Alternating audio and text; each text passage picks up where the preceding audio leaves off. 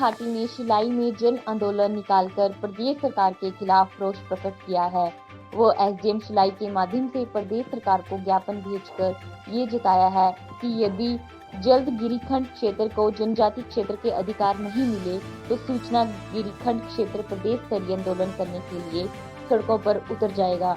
प्रदेश सरकार को भेजे ज्ञापन के अनुसार गिरी पार्क क्षेत्र के हाटी समुदाय के लोगों ने स्वास्थ्य की कामना करते हुए लिखा है कि 6 दशकों के लंबे और शांतिपूर्ण संघर्ष के बाद केंद्र सरकार द्वारा गिरिखंड क्षेत्र के हाटी समुदाय को जनजाति क्षेत्र का संवैधानिक अधिकार देने की गजट अधिसूचना 4 अगस्त 2023 को जारी की जा चुकी है, लेकिन 4.5 महीने का समय बीत जाने के बाद भी हाटी समुदाय के लोगों को जनजाति क्षेत्र के प्रमाण पत्र देने की प्रक्रिया आरंभ नहीं की गई है, जिसके कारण हाटी समुदाय के युवाओं को जनजाति के आधार वाले लाभ नहीं मिल पा रहे हैं।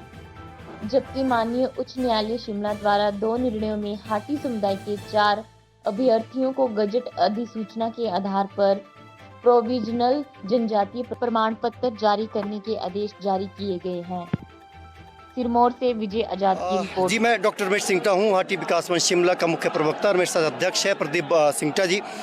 अक्सर ये देखा जाता है कि आयोजित रैली में प्रायोजित भीड़ होती है, लेकिन यहाँ ऐसा कुछ भी देखने को नहीं मिला। लोग अपने कॉज के लिए आए, हाटियों का एक सैलाब यहाँ पे उमड़ पड़ा अपने अधिकार के लिए। जिस तरीके से हिमाचल प्रदेश सरकार लगातार केंद्रीय कानून की, हमने पहले भी कहा था, सरकार लटकाने, अटकाने और भटकाने का काम कर रही है। केंद्रीय कानून की को तार कर रही है, लागू नहीं कर रही है, उसमें मीन मेख निकालने का काम कर रही है। ऐसा कोई भी अधिकार राज्य हिमाचल सरकार के पास नहीं है। और हम मुख्यमंत्री से आग्रह करना चाहेंगे कि आज कम से कम जो आज ये जन सैलाब हाटियों का उमड़ा है, ऐसा दोबारा नौबत ना आई। तत्काल आप अविलंब, हमारा एक ही नारा है कि बिना किसी विलंब के जनजातीय कानून लागू हो हमारा। और मुख्यमंत्री से हमें बड़ी उम्मीद है कि मुख्यमंत्री इसका संज्ञान लेंगे। जिस तरीके से आज हर एक गांव के लोग आए, हजारों की तादाद में, आप लोग सारे यहाँ पे गवाह है। हम लोग के अनूठा आंदोलन है पूरे देश के लिए और हाटियों का अनूठा आंदोलन है, जिसमें एक भी पुलिस केस नहीं हुआ, क्योंकि सरकारी संपत्ति हमारी संपत्ति है।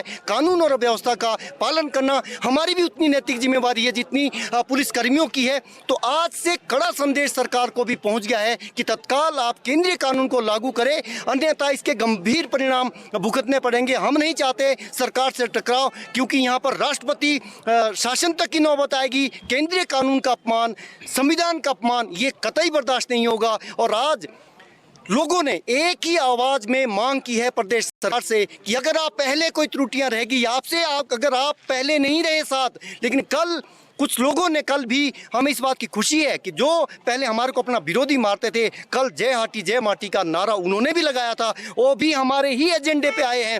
अब छात्रों के भविष्य के साथ खिलवाड़ किसी भी कीमत पर कोई भी बलिदान देने को तैयार है। हाटी समुदाय, हमारे सब्र का बांध अब टूट चुका है। इसकी हमारी परीक्षा बार बार ना ली जाए, अविलंब हमारा केंद्रीय कानून को लागू किया जाए।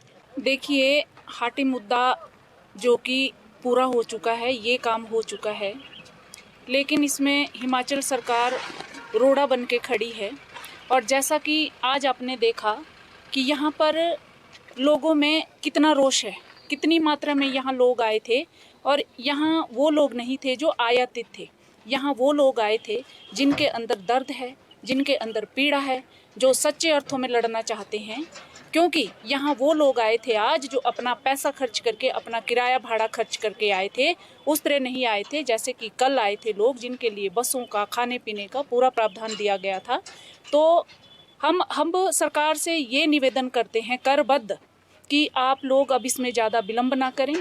परीक्षा बहुत हो गई है, अब और ज़्यादा परीक्षा ना लें, क्योंकि अगर ज़्यादा परीक्षा ली तो अब जो है वो हमारा सब्र जो है वो अब हमें छोड़ रहा है।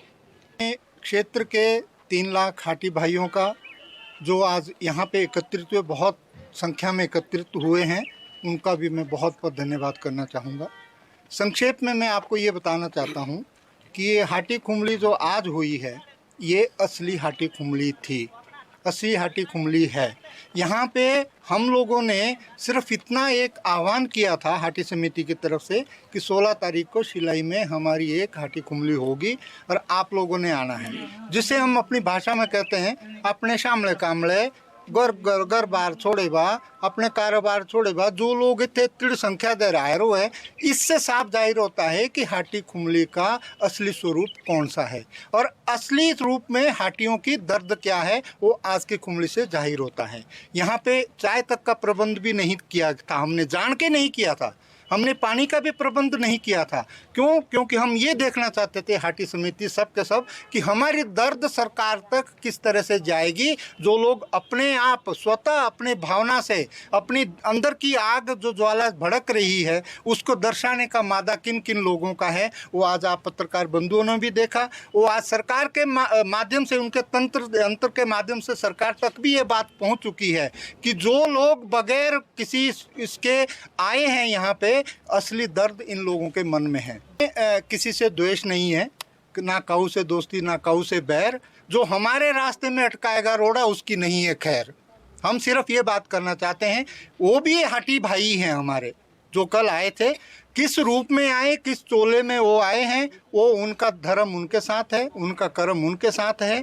हमारे हाटी भाई हैं, लेकिन किसी तरह से बहकाव में आकर के अगर वो किसी तरह से कोई अलग रास्ता अपना रहे हैं, हम उनको कुछ नहीं कहेंगे। वो भी हमारे हाटी भाई है। कल नहीं समझे थे, हो सकता है आने वाले कल में समझ जाएं, लेकिन उनको ये समझना ज़रूरी है कि अगर हाटी का कोई मुद्दा चला है, कल उन्होंने भी हाटी एकता के जिंदाबाद के नारे लगाए, ऐसा सुनने में आया है।